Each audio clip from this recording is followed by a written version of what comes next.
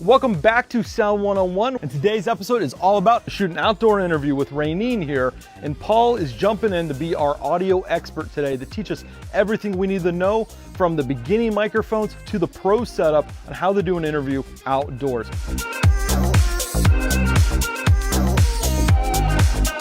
Before we dive into touching gear, let's talk about environment. Well, Andrew, the first thing that I do before I get to set is I'm going to check for any weather complications. I'm going to be checking for wind, rain, and I'm going to bring the tools that I need to get good sound under those sorts of conditions.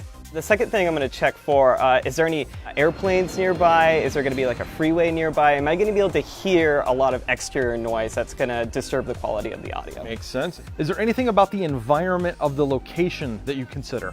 Definitely. Is there going to be anything on set that's going to baffle the wind and do me a favor? Is there going to be any sort of like refrigerators or loud machines that run on a cycle that may just kind of, jump into the audio randomly? We have a pool right here. Yep.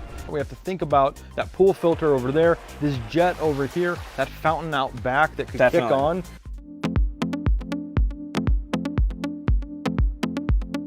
We have a camera microphone that is maybe not the most professional for a sit-down interview. Why is this a problem? The first problem that I see here is that we're going to be really far away from our talent. Typically with onboard camera microphones, you're going to probably be within the 2 feet range as a maximum. So that classic vlog length from the, look Definitely. is kind of our best operational range.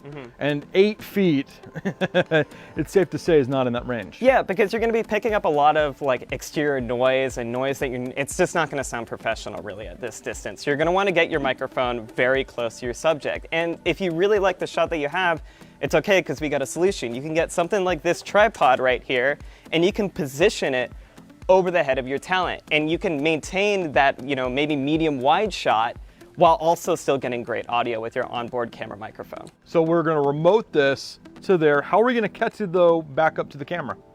Well, we're going to have a long 3.5 millimeter TRS cable like this that's going to go from the microphone to the camera. So what we're going to do here is just remote the whole thing, essentially making this cable a lot longer. And in that environment, it's going to be also a lot easier to edit in post. You don't have to worry about syncing any audio. It's still connected right to the video file. When you hit record, you're rolling sound at the same time. That's really simple. So I just want to take a second real fast to talk more about TRS cables. So at this particular shoot, you notice we talked about the big giant motor. That puts out something called EMI. So magnetism from the electricity from a motor can get a hum into your audio cables. And whenever you run anything longer than just a couple of feet, you have a shot of also picking up RFI. RFI on a film set could either be wireless microphones or your cell phone in your pocket. And in order to prevent both of those, we are buying a special kind of cable called a double shielded cable. This diagram here shows you that the individual cables are shielded as well as the jacking itself has a shield.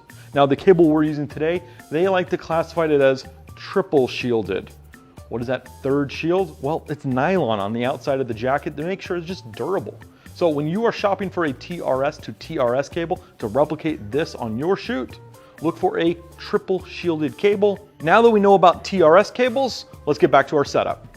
And of course, this microphone does have a 1/4, 20, and 3/8 mount on the bottom of this thing. So we're just gonna go right to that little ball head. So I'm just gonna spin it on.